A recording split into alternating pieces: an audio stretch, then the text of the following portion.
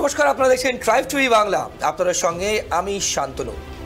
নির্বাচন চলছে এবং গণতন্ত্রের শ্রেষ্ঠ উৎসব নির্বাচন, যেখানে আপনি আমরা প্রত্যেকে কিন্তু সামিল। যত দিন এগোচ্ছে, অর্থাৎ পর্বের পর পর্ব এগোচ্ছে, ইতিমধ্যেই 4টি পর্ব কমপ্লিট শেষ, পঞ্চম পর্ব কিন্তু শুরু হতে যাচ্ছে এবং পঞ্চম পর্বেও কিন্তু আপনারাই ঠিক করে দেবেন আপনাদের অঞ্চলে কোন এমপি অর্থাৎ সাংসদে আপনারা কাকে পাঠাচ্ছেন, সংসদে কাকে পাঠাচ্ছেন। সব থেকে বড় জিনিস, কে হবেন সাংসদ আপনারাই ঠিক করে দেবেন সেই অঞ্চলের, অর্থাৎ আপনাদের অঞ্চলে। এই নিয়েই কিন্তু আমাদের এই অনুষ্ঠান, অর্থাৎ 24-এর মহারণ কার দখলে সিংহাসন, অর্থাৎ দিল্লি কার দখলে, এই নিয়ে কিন্তু আমাদের অনুষ্ঠান টার্গেট হটস্পট। আমরা 42টি লোকসভা কেন্দ্র পশ্চিমবঙ্গে, আমাদের রাজ্যে 42টি লোকসভা কেন্দ্রে কিন্তু আমরা যাচ্ছি এবং আপনাদের সাথে কথা বলছে, অর্থাৎ আমাদের সহকর্মী আপনাদের সঙ্গে যাচ্ছে, আপনাদের সাথে মিট করছে, কথা বলছে। আপনাদের মান অভিমান, আপনাদের অভিযোগ কি চাইছেন, সবটাই কিন্তু আমরা আপনাদের সামনে তুলে ধরছি। আমাদের আজকের টার্গেট হটস্পটের প্রাইম লোকেশন এপিসেন্টার হুগলি।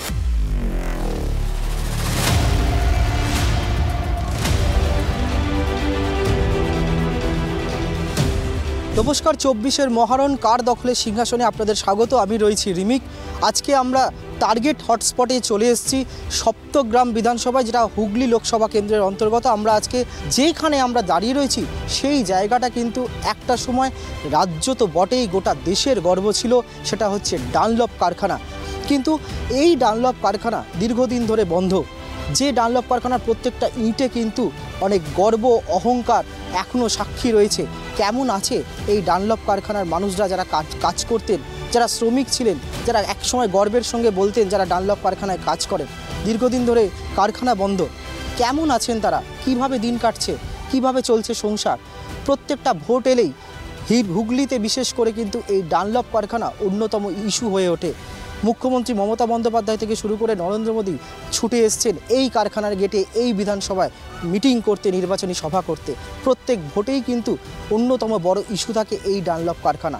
প্রতিশ্রুতি হয়েছে, কিন্তু প্রতিশ্রুতি রক্ষা কিন্তু আজ পর্যন্ত হয়নি। একটা ভোট এসছে, একটা ভোট চলে গেছে। কেমন আছেন এই কারখানার শ্রমিকরা, কিভাবে তাদের দিন কাটছে। সামনে আরও একটা বড় নির্বাচন, এই লোকসভা নির্বাচনে এখানকার মানুষরা বা এই ডানলপ কারখানার কর্মীরা কি চাইছেন। সাংসদ ছিলেন লকেট চট্টোপাধ্যায়, তার কাজে তারা কতটা খুশি, কি কি উপকার পেয়েছেন, কি কি প্রতিশ্রুতি রক্ষা হয়েছে, সব কিছুই আমরা জানব। তাই আজকে এই হুগলি লোকসভা কেন্দ্রের আমাদের এই হটস্পট সফর শুরু করব এই ডানলপ কারখানার গেট থেকেই।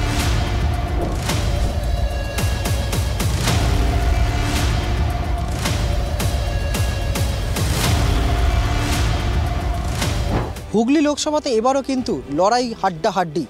গতবার তৃণমূলের রত্না দেনাগকে প্রায় ৭৩,০০০-এরও বেশি ভোটে হারিয়ে প্রথমবার হুগলিতে জয়ী হয়েছিল বিজেপি, জয়ী হয়েছিলেন লকেট চট্টোপাধ্যায়। এবারও কিন্তু বিজেপি প্রার্থী করেছে লকেট চট্টোপাধ্যায়কে। তৃণমূল যদিও প্রার্থী বদল করে এবার এই আসন হুগলি লোকসভা কেন্দ্র পুনরুদ্ধারের জন্য প্রার্থী করেছে রচনা বন্দ্যোপাধ্যায়কে। তারকা প্রার্থী বলার কোনো অপেক্ষা রাখে না। বামেরা এবারে প্রার্থী করেছে মনোদীপ ঘোষকে, নতুন মুখ হলেও কিন্তু যথেষ্ট কিন্তু এখানে লড়াই হবে বলেই মনে করছে রাজনৈতিক মহল। তৃণমূল, বিজেপি এবং বামেদের হাড্ডাহাড্ডি লড়াইয়ের অপেক্ষায় রয়েছে এই হুগলি লোকসভা কেন্দ্র। তবে শেষ কথা বলবে এখানকার জনতা জনার্দনই।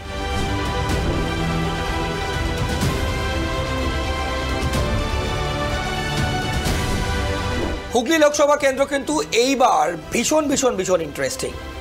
লকেট ভার্সেস রচনা। একবার লকেট এগোচ্ছে প্রচারের দিক থেকে, আর একবার রচনা এগোচ্ছে প্রচারের দিক থেকে। ভীষণ ক্লোজ কন্টেস্ট।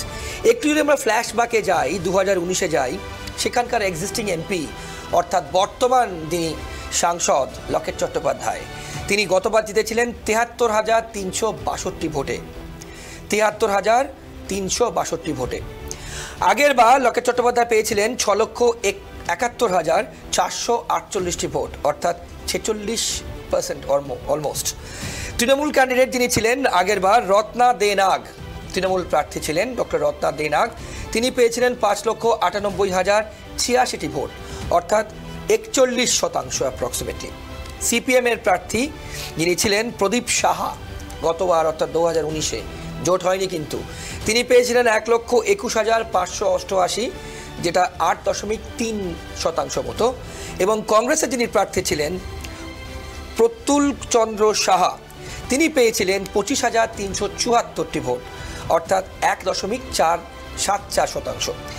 এইবার অর্থাৎ 2024-এ কিন্তু হুগলি লোকসভা কেন্দ্র 7টি বিধানসভা নিয়ে কিন্তু একটি লোকসভা, 7টি বিধানসভা কিন্তু আরও একবার একদম তৃণমূলময়, অর্থাৎ তৃণমূলের ড্রেন বলতে যা বোঝায়, গড় বলতে যা বোঝায় তাই। চন্দননগর, চুচুড়া, সপ্তগ্রাম, ধনেখালি, সিঙ্গুর, পান্ডুয়া এবং বলাগড় সবটাই তৃণমূলের গড় বলতে যা বোঝায় তাই। অর্থাৎ 7টি বিধানসভাতেই কিন্তু 2021-এ বিধানসভা নির্বাচনে তৃণমূল জিতেছিল। 2024-এ কারা প্রার্থী, প্রথমেই বললাম 2 অভিনেত্রী লড়াই। বিজেপির লকেট চট্টোপাধ্যায় তিনি লড়ছেন, তাকে টাফেস্ট চ্যালেঞ্জ জানাচ্ছেন, একদম টাফেস্ট চ্যালেঞ্জ বলতে যা বোঝায় রচনা বন্দ্যোপাধ্যায়। দিদি নাম্বার 1 খুব জনপ্রিয় একটি টেলিভিশন চ্যানেলে সিরিয়াল আপনারা দেখেন, এবং সেই দিদি নাম্বার 1 খ্যাত রচনা বন্দ্যোপাধ্যায়কে কিন্তু মমতা বন্দ্যোপাধ্যায় প্রার্থী করেছেন, এবং তার সঙ্গে সিপিএম এবং কংগ্রেস জোট প্রার্থী আছেন মনোদীপ ঘোষ। বলা যায় 2 অভিনেত্রীর লড়াই হচ্ছে এইবার এই হুগলি লোকসভা কেন্দ্রে। এখন আমাদের দেখবার বিষয়, কোন অভিনেত্রী, লকেট না রচনা, নাকি মনোদীপ ঘোষ আপসেট করবেন 4 জুন 4 জুন, তার ফলাফল কিন্তু আমরা জানতে পারব।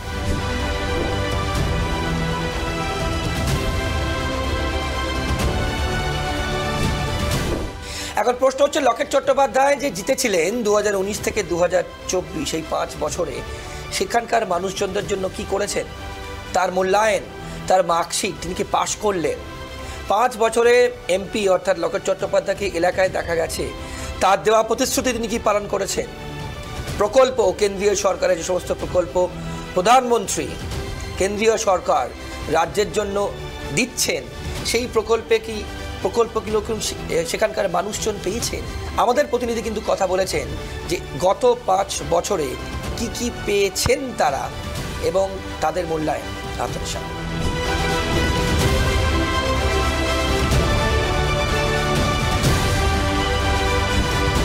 হুগলি লোকসভা কেন্দ্রে যে নির্বাচন রয়েছে, লোকসভা নির্বাচন, সেই লোকসভা কেন্দ্রের মানুষরা কি চাইছেন, তাদের কি ক্ষোভ, তাদের কি বিক্ষোভ, কতটা কাজ হয়েছে, কতটা তারা সাংসদের কাজে খুশি, কি উন্নয়ন হলে ভালো হয়, কোন কোন ইস্যুতে ভোট হবে, তারই কিন্তু সুলুক সন্ধান করব। আর আজকের টার্গেট হটস্পটে আমরা রয়েছি সপ্তগ্রাম বিধানসভায়, হুগলি লোকসভা কেন্দ্রেরই অন্তর্গত সপ্তগ্রাম বিধানসভায়।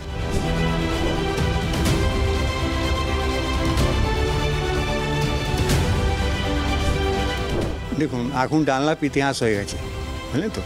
আর খুলার কি ফ্যাক্টরি নেই, কারখানা নেই। আপনারা ভিতরে যান, খালি পাঁচিল আছে, ভিতরে সব বিক্রি হয়ে গেছে। কোনো দল, কেউ কিছু করলো না। কিছু লোক এই জায়গাটা ছেড়ে দিয়েছেন, অন্য পারমিশনে থাকে, অন্য জায়গায় চলে গেছে। কিছু লোক টুকটাক চাকরি, যেমন সেলে যায়, সিকিউরিটি গার্ডে কাজ করে, টুকটাক কাজ করে চালাচ্ছে। এই দেখুন, আমরা যেখানে বসে আছি, এই জায়গা পাশে একটা রোড আছে। এই রোডে ডাঁ দিকে চলে যান, মিউনিসিপ্যালিটি এরিয়া হচ্ছে। রোডে বাঁ দিকে পঞ্চায়েত এলাকা হচ্ছে। ডাঁ দিকে মিউনিসিপ্যালিটি এরিয়া আছে, ওখানে জল আছে, বাড়িতে জল আছে, সব ওই নল জল আছে। এই এলাকাতে কিছু নেই। অনেক লড়াই পর এই একটা নল এসেছে, সেই মিউনিসিপ্যালিটি এরিয়াতে এসেছে। এখন এই পাতা যাচ্ছে, ওই পাইপগুলো পাতা হয়েছে, কখন জল আসবে ভগবান জানে। পূর্বে এই বন্ধ ডানলপ কারখানার মাঠে যখন প্রধানমন্ত্রী এবং মুখ্যমন্ত্রী পদার্পণ করলেন, আমরা অনেক আশাবাদী ছিলাম যে এইবার বোধহয় ডানলপ নিয়ে একটা কিছু ভাবনা চিন্তা হবে। সে ব্যাপার নিয়ে কোনো আলোচনা তো হলোই না। উপরন্তু আমাদের ভেতরে একটা নিরাশের একটা বীজ বপন করে দিয়ে চলে গেলেন। কোর্টের অর্ডার হয়েছে, এটা হচ্ছে সত্যি, কিন্তু কাদের অর্ডার করেছে, কারা নেবার যোগ্য, এবং সেই কারখানার যে উৎপাদন যে মেশিনগুলো যে বিক্রি হয়ে গেল, কাদের বিক্রি করেছে, সে টাকা কোথায় গেল, সেই টাকার হিসাব কোথায়? এখন বর্তমানে যারা আমরা যেটা পাচ্ছি পার্ট পেমেন্ট, গ্র্যাচুইটিটা ওটা 3 ভাগ করে দিচ্ছে, কিন্তু যেটা আসলে পিএফ প্রভিডেন্ট ফান্ড, সেই ব্যাপার নিয়ে কোনো আলোচনা নেই। সেই ব্যাপার নিয়ে কোনো মানুষের কোনো বাক্যলাপ নেই। দেখুন, পূর্বে যিনি সংসদ ছিলেন লকেট চট্টোপাধ্যায়, ওনা তো মুখ তো দেখতেই পাইনি। ফার্স্ট করোনার সময় আমরা শুনেছিলাম যখন করোনা হলো তখন নাকি উনি উত্তরাখণ্ডে বেড়াতে গেছিলেন। ডানলপে উনি কোনো দিন আসেননি এবং তার মুখ আমরা কোনো দিন দেখিনি। কেন মুখ্যমন্ত্রী স্বয়ং নিজে এখানে এসে ঘোষণা করে বলেছেন মঞ্চে যে আমি ডানলপের যারা পেরোলে আছে তাদের প্রত্যেকে 10,000 টাকা দিচ্ছি, কিন্তু বাকি যে মানুষগুলো আজকে হতাশার মধ্যে যে দিন কাটাচ্ছে তাদের নিয়ে কোনো ভাবনা চিন্তা বা কিছু কথা বলা, সে সমস্ত ওনার ভিতরে একটা কিছু।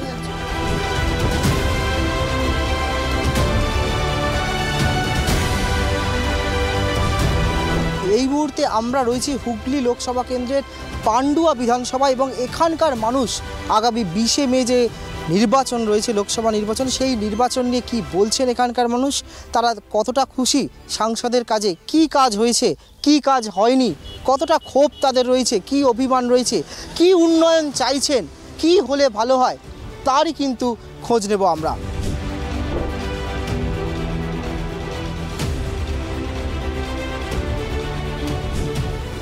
কাজ বলতে দাদা সেরকম তো কিছু এখনও দেখতে পাচ্ছি না পরিবর্তন।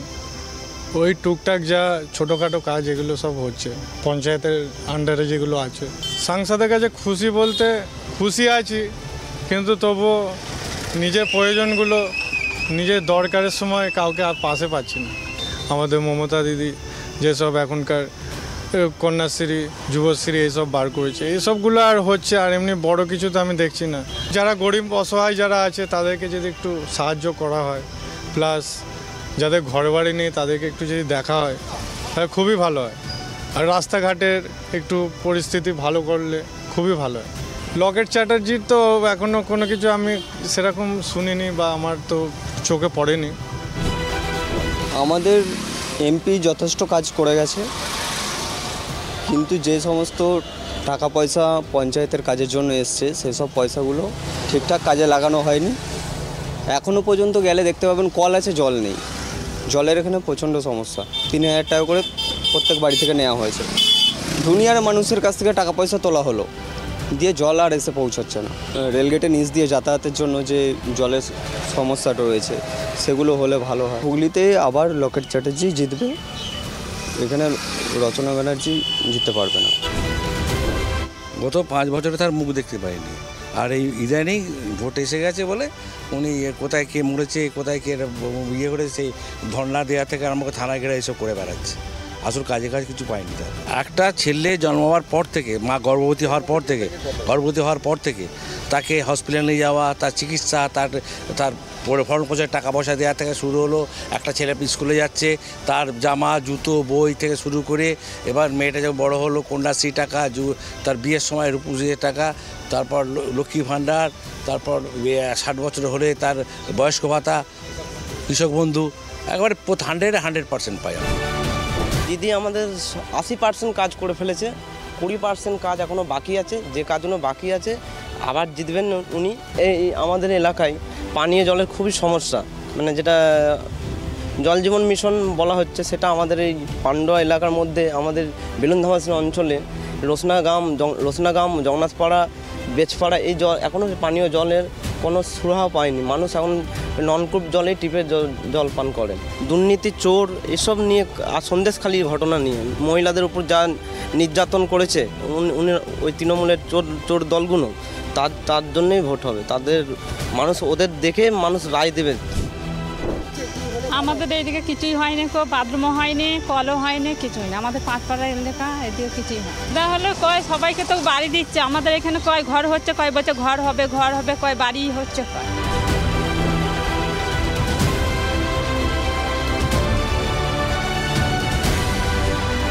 টার্গেট হটস্পটের সময় হয়ে গেছে ছোট একটা বিরতি নেওয়ার।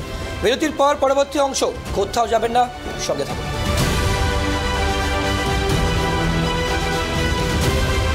হ্যাঁ রে অনি, এতক্ষণ ওরা রান্নাঘরে কি করছে? কিছু তো বুঝতে পারছি না। বাবা, তুমি কিছু জানো? টান টান টান, প্রেজেন্টিং মাই ডিয়ার দেওর রুদ্র দ্য শেফ। কাকাই বানিয়েছে? ইয়েস মাম্মা, তোমার কাকাই রান্না করতে শিখে গেছে। হ্যাঁ রে, এত টেস্টি রান্না শিখলি কবে? শুধু টেস্টি নয়, হেলদিও। Nature pure rice bran oil দিয়ে রান্না করা যেমন সহজ তেমন স্বাস্থ্যকর। শরীর সুস্থ রাখতে আমার পছন্দের সেরা cooking oil nature pure rice bran oil, সম্পর্কে স্বাদ এনে দেয়। হুগলি লোকসভা কেন্দ্রের মানুষজনের চাওয়া পাওয়া না পাওয়া, ক্ষোভ, অভিমান, রাগ সব কিন্তু আমরা আপনাদের সামনে তুলে ধরলাম। আমাদের প্রতিনিধি ইন্ডিভিজুয়ালি কিন্তু বিভিন্ন অঞ্চল অর্থাৎ ইন্ডিভিজুয়াল বিধানসভায় কিন্তু তারা গেছেন এবং আপনাদের সাধারণ মানুষজনদের সাথে কিন্তু তারা কথা বলেছেন এবং আপনাদের সামনে তুলে ধরেছেন তারা কি পাননি, কি পেয়েছেন, কেন পাননি এবং তারা কি ভাবছেন, এই সব নিয়ে কিন্তু তারা কথা বলেছেন। এখন প্রশ্ন হচ্ছে কেন পান? সেখানকার যারা রাজনৈতিক নেতা নেত্রী আছেন, শাসক দল তৃণমূলের, বিজেপি, সিপিএম এবং কংগ্রেসের, সেখানকার নেতা নেত্রী, স্থানীয় নেতা নেত্রীরা কি বলছেন? মানুষের এত অভিযোগ এবং কেন পাননি তাদের ব্যাখ্যা কি, কিভাবে তারা সাবস্ট্যান্সিয়েট করছেন, ডিফেন্ড করছেন? বিরোধী দলের যারা নেতা আছেন, স্থানীয় নেতা আছেন, তাদেরই বা কি বক্তব্য, তারাই বা কি বলছেন আপনাদের সামনে দেখুন। হুগলিতে এবার লড়াই কিন্তু শিয়ানে হাড্ডাহাড্ডি বললেও ভুল কিছু হবে না। তৃণমূল বিজেপির সঙ্গে বামেদের এবারে জোর টক্কর হতে চলেছে এই হুগলি লোকসভা কেন্দ্রে। কি হতে পারে এবারে হুগলি লোকসভার ফলাফল? কোন কোন ইস্যুতে ভোট হবে, কোন কোন ইস্যুকে সামনে রেখে মানুষ ভোট দেবেন, সেই নিয়ে কি বলছে রাজনৈতিক মহল, কি বলছেন রাজনৈতিক বিশেষজ্ঞরা, জেনে নেব সেটাই। দেখুন, আমি এক কথায় বলি, 100 রচনা ব্যানার্জি। আমি লড়াই বলে কিছু মনে করি না। আপনারা বলছেন হাড্ডাহাড্ডি লড়াই, আমার কাছে লড়াই কোনো ফ্যাক্টর নয়। যার 365 দিনের মধ্যে 365 দিনে দেখা পাওয়া যায় না, তার সঙ্গে আবার কিসের লড়াই করব? যদি 365 দিন, তার সঙ্গে যদি 300 দিন যদি দেখা যেত, তাহলে সমানে টক্কর হতো। তো যার দেখা নেই তার সঙ্গে চিন্তা কী আছে, তার সঙ্গে লড়াই কোনো চিন্তা করি না। আমি তো মনে করি, আমি আমার পান্ডুয়া বিধানসভা দিয়ে দেখছি আমি 2021 সালে নির্বাচনে আমরা 42 বছর পর সিপিএমকে পরাজিত করেছি 34,000 ভোটে। আমি নিজে ভোট করে আমি হারিয়েছি। এবারে দল যখন দায়িত্ব দিয়েছে এবং আমি বলেছি আমার পান্ডুয়া থেকে রচনা বন্দ্যোপাধ্যায়কে প্রায় 50,000 ঊর্ধ্বে লিড দেব। মানুষ মমতা বন্দ্যোপাধ্যায়ের সঙ্গে আছে। মমতা বন্দ্যোপাধ্যায় যে 72টা প্রকল্প করেছে, আজকে বলুন, মমতা কথা দিয়ে কথা রেখেছে। ভোটের আগে বলেছিল লক্ষ্মীর ভাণ্ডার করে দেবো, করে দিয়েছে 2021 সালে। আজকে স্বাস্থ্যসাথী কার্ড থেকে খাদ্য সাথী, ফ্রিতে রেশন, সবুজ সাথী, কন্যাশ্রী সবই তো করে দিয়েছে। আমি তো বলুন লকের টকা কোনো ফ্যাক্টর নয় এখানে। ধরে লাগার কোনো লড়াই নেই, ধরা অলরেডি হয়ে গেছে। যেভাবে মানুষের আত্মবিশ্বাস জন্মেছে বিজেপির প্রতি মানুষের যা সম্মান বেড়েছে, সেক্ষেত্রে মানুষ শুধু সময়ের অপেক্ষা করছে ভোটদান করার জন্য। শুধু 20 তারিখের অপেক্ষা। মাননীয় প্রার্থী লকেট চট্টোপাধ্যায়, যিনি এমপি ছিলেন, বিভিন্ন জায়গায় উন্নয়নমূলক যে কাজগুলো করেছেন, দেখুন ধনেখালি যেরকম স্কুলের যে শ্রেণী কক্ষ তৈরি করা, মির্জাপুর প্রাথমিক বিদ্যালয়, সেখানে তিনি কাজ করেছেন, অ্যাম্বুলেন্স দিয়েছেন। অনেক অ্যাম্বুলেন্স এখন পর্যন্ত আটকে রয়েছে, যেটা অলরেডি অনুমোদন হয়ে গেছে। কীভাবে আটকে রয়েছে জানি না, কিন্তু সংসদের কোটা থেকে সমস্ত বিষয়ে ডিএমএ জমা পড়ে গেছে। আর সেক্ষেত্রে অনেক জায়গায় দেখা যাচ্ছে হাইমাস লাইট করতে যাচ্ছে, তাদের আটকে দিচ্ছে। করোনার সময় যখন তৃণমূল ঘরে, তখন আমাদের সংসদ নিজের কোটা থেকে 1 কোটি টাকা অনুমোদন করেছিলেন মানুষের রক্ষার্থে। যে পাণ্ডুয় যেরকম বোমা বিস্ফোরণ হলো, নিজে স্বমহিমায় সেখানে উপস্থিত ছিলেন। এবং তারপরে আপনার যে এনআইএ তদন্ত থেকে আরম্ভ করে সমস্ত কিছু মানুষের পাশে দাঁড়িয়ে করছেন। দেখুন, আমরা কোনো লড়াই কঠিন মনে করছি না। এই জন্যে কঠিন মনে করছি না, লকেট চট্টোপাধ্যায় এখন তার রাজনীতিটাকেই তিনি তার প্রকৃত মানুষ সেবাতেই বেছে নিয়েছেন। আর মাননীয়া যিনি রচনা বন্দ্যোপাধ্যায় দাঁড়িয়েছেন, তিনি এখনও পর্যন্ত নতুন, এখনও অভিজ্ঞ নয়। আর রাজনীতিতে মানুষের পাশে দাঁড়ানো একটা অন্য বিষয় আছে। তিনি এখনও পর্যন্ত সিনেমার বিষয়ে রয়েছেন, কিন্তু লকেট চট্টোপাধ্যায় তাতে নেই। তিনি এখনও পর্যন্ত সিনেমা করবেন না মানুষের সেবা করবেন, সেটা একটা প্রশ্ন উঠে যায়। কিন্তু লকেট চট্টোপাধ্যায় এখন সিনেমা জগতে নেই, তিনি পুরো মানুষ সেবাতে রয়েছে। তো সেক্ষেত্রে সাধারণ মানুষ বুঝে নিয়েছে কাকে পাশে পাবে আর কাকে পাশে পাবে না। আর নিয়োগ দুর্নীতি হচ্ছে সব থেকে বড় দুর্নীতি। এবং আজকে আপনারা দেখছেন যে হুগলিতে আমরা বাস করছি, যে লোকসভায়, এই লোকসভায় বড় দুর্নীতি এই লোকসভাতে আছে, তার জন্য 3 জনে অ্যারেস্ট হয়ে রয়েছে। তো সেক্ষেত্রে মানুষ বুঝে নিয়েছে যে কাকে ভোট দেওয়া উচিত।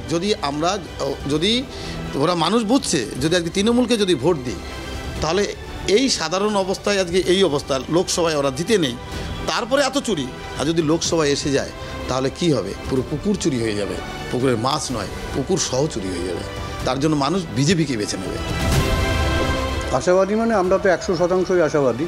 আজকে দেশের অভ্যন্তরে এবং রাজ্যের অভ্যন্তরে জঙ্গলের রাজত্ব কায়েম হয়েছে, তার বিরুদ্ধে মানুষ সংগঠিত হচ্ছেন এবং যে নির্বাচনের সামনে দাঁড়িয়ে মানুষের জীবনের নিরাপত্তার প্রশ্নে বলুন, আমাদের দেশকে রক্ষা করার প্রশ্ন বলুন, আমাদের দেশের সংবিধানকে রক্ষা করার কথা যেগুলো আমরা বলছি মানুষের কাছে, আমাদের দেশের যে ধর্মনিরপেক্ষার ঐতিহ্য যাকে নষ্ট করে দিচ্ছে মোদী সরকার, তাকে রক্ষা করার কথা আমরা মানুষকে বলছি। গোটা দেশে কলকারখানা বন্ধ হয়ে যাচ্ছে, নতুন কলকারখানা তৈরি হচ্ছে না। আমাদের দেশের মাটির নিচে মাটির উপরে যে সম্পদ, সেই সম্পদ জলের দরে বিক্রি করে দেওয়া হচ্ছে আদানি আম্বানিদের, মানুষ দেখছে। প্রতিবাদ সংগঠিত হচ্ছে, মানুষের প্রতিবাদকে বন্ধ করে দেওয়ার জন্যে, প্রতিবাদী কণ্ঠগুলোকে বন্ধ করে দেওয়ার জন্যে তাদের উপর দমন পীড়ন করানো হচ্ছে, তাদের জেলের অভ্যন্তরে নিয়োগ করা হচ্ছে। এই সমস্ত কিছু মানুষ তার জীবনের অভিজ্ঞতার মধ্যে দিয়ে পরিলক্ষিত করছেন। আর বেকার যুবক যারা আছেন তাদের সামনে কোথাও কোনো আলো নেই, সর্বোচ্চ সীমায় পৌঁছেছে বেকার সমস্যা। এই সময়কালের মধ্যে দেশের মানুষ প্রত্যক্ষ করেছেন যে ধর্মের নামে, ভাষার নামে, জাতের নামে বিভিন্ন জায়গায় দাঙ্গা লাগিয়ে দেওয়ার চেষ্টা হচ্ছে, বিভিন্নভাবে মানুষকে বিভ্রান্ত করে। মানুষের যে ঐক্য তৈরি হচ্ছে প্রতিদিন জীবন সংগ্রামের মধ্যে দিয়ে, রুটি সংগ্রামের মধ্যে দিয়ে, সেই সংগ্রামকে বিপদে পরিচালিত করবার জন্যে, বিভ্রান্ত করবার জন্যে এই ধর্ম, এই ভাষা, এই জাত, এই নিয়ে লড়াই লাগিয়ে দেওয়ার চেষ্টা চলছে। ডানলাভ আছে, আমার রেওয়ান আছে, আমার হিন্দমোটর আছে, আমার চটকল আছে, সমস্ত ধ্বংস হয়ে যাওয়া, বন্ধ হয়ে গেছে। মানে এক ভয়ঙ্কর পরিস্থিতি গোটা দেশের এবং গোটা রাজ্যের অভ্যন্তরে আছে। মনোদীপ ঘোষ হঠাৎ করে রাজনীতির ময়দানে নেমে আসা তো লোক নন। মনোদীপ ঘোষ ছাত্র আন্দোলনের নেতৃত্ব ছিলেন, রাজ্য নেতৃত্ব ছিলেন, আমাদের হুগলি জেলার এসএফআইয়ের সভাপতি ছিলেন। মানুষ প্রতিদিন লক্ষ্য করছেন। আমরা মানুষের কাছে আমাদের বার্তা পৌঁছে দিয়েছি। আমরা প্রার্থীকে নিয়ে বিভিন্ন জায়গায় পদযাত্রা কর্মসূচি গ্রহণ করেছি এবং সেই কর্মসূচিতে মানুষ স্বতঃস্ফূর্তভাবে এগিয়ে এসছেন। আমরা এটা তো প্রথমেই বললাম আমরা যে কর্মসূচিগুলো করছি তাতে মানুষ স্বতঃস্ফূর্তভাবে আসছে। মানুষ আমাদের প্রার্থীকে আশীর্বাদ করছেন, প্রার্থীর সাথে পরিচিত হচ্ছেন, প্রার্থীর উদ্দেশ্যে ফুল নিক্ষেপ করছেন। মানে একটা অত্যন্ত ইতিবাচক পরিস্থিতি গোটা হুগলি লোকসভা কেন্দ্রের অভ্যন্তরে আছে।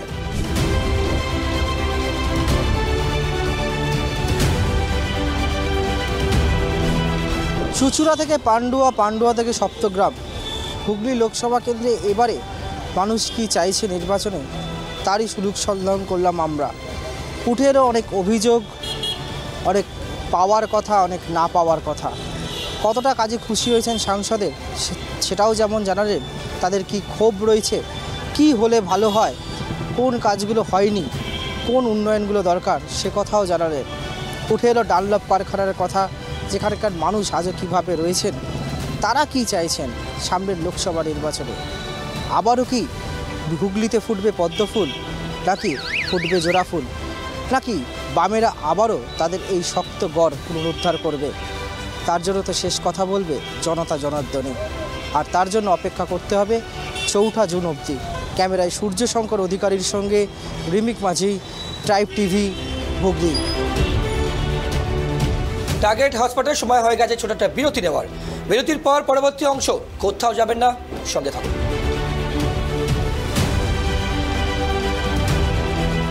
বলবো বুঝতে পারছি না, আমার কোনো কিছুই ওর ভালো লাগছে না। কি রান্নাও nature pure -17 cholesterol free rice bran oil দ্রুত আপনার খারাপ কোলেস্ট্রল দূর করে।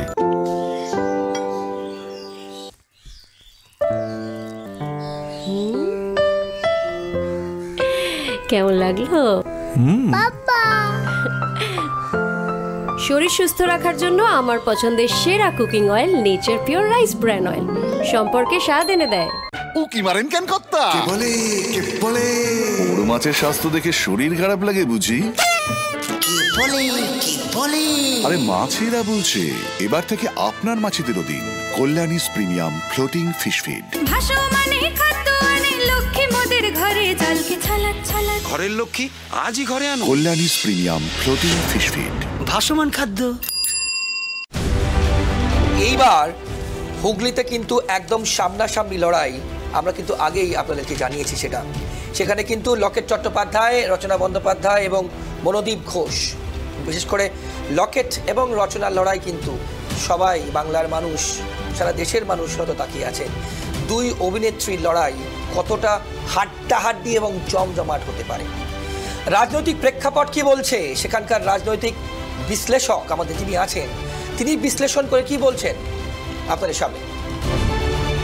হুগলি বলা যায় পশ্চিমবঙ্গের প্রাচীন বা পুরনো জনপদগুলির মধ্যে অন্যতম, মূলত কৃষিভিত্তিক এলাকা।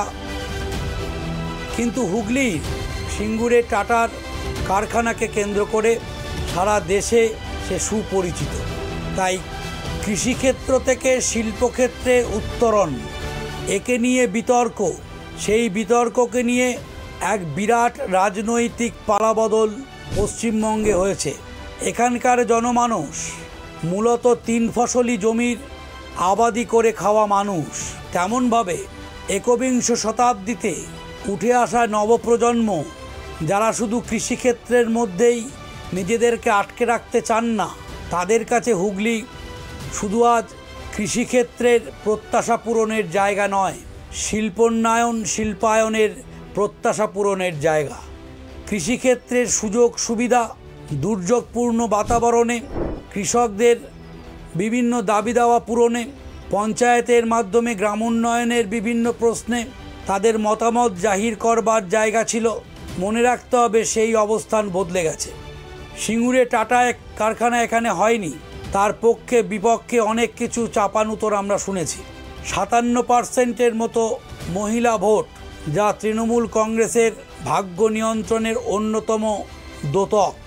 ভোটের লড়াই তো শুধু যুক্তিতক্ক গপ্প দিয়ে হয় না, ভোটের লড়াই তো শুধু অর্থনৈতিক পাটিগণিত বীজগণিত কষে হয় না। ভোটের লড়াইয়ে লুকিয়ে থাকে অনেকটাই পলিটিক্যাল মার্কেটিংয়ের স্ট্র্যাটেজি। আজকের এই একবিংশ শতাব্দীর গণতান্ত্রিকতার যুগে বলা যায় পলিটিক্যাল মার্কেটিং একটা অন্যতম জায়গা হিসাবে উঠে এসছে। তাই পলিটিক্যাল মার্কেটিংয়ে স্বাভাবিকভাবেই ক্যামেরার সামনে অভ্যস্ত সারা বছরে দুই অভিনেত্রীর মধ্য দিয়ে প্রতিনিধিত্বকারীর লড়াই এক টান উত্তেজনার সৃষ্টি করেছে। প্রকৃত অর্থেই কে এই হুগলি অঞ্চলের প্রতিনিধিত্বকারী নায়িকা সাংসদ, সেটা দেখবার বিষয়। এবং চমকপ্রদ তো বটেই, সেটা আগামী দিনে হুগলির গ্রামীণ মানুষ, শিল্প অনুরাগী নবপ্রজন্ম, শিক্ষিত মানুষ তারা মধ্যে দিয়ে বিচার করবে এবং কোন দিকে তাদের বিচার যায় সেটা দেখবার জন্য আমরা তাকিয়ে থাকি। এখন এই হুগলিতে রাজনৈতিক বিশ্লেষক, আপনারা তার বিশ্লেষণ শুনলেন, সেখানকার মানুষজন কি ভাবছেন, ট্রেন্ড হাওয়া কোন দিকে সেটা জানলেন, কোন কাজ হয়নি সেটা শুনলেন, এবং তার সঙ্গে জানলেন যে তাদের সেখানকার মানুষজন, হুগলির মানুষজন কি ভাবছেন এবং তারা কি চাইছেন তাদের নতুন সাংসদ যিনি হবেন, যিনি সংসদে যাবেন, তার থেকে কি এক্সপেক্ট করছেন, কি প্রত্যাশা করছেন, সেটাও কিন্তু আমরা আপনাদের সামনে তুলে ধরলাম। টার্গেট হটস্পট আজকের পর্ব এ পর্যন্তই। অন্যান্য সব খবরের জন্য আপনাদের চোখ থাকুক শুধুমাত্র ট্রাইব টিভি বাংলার পর্দায়। বাংলার আপন।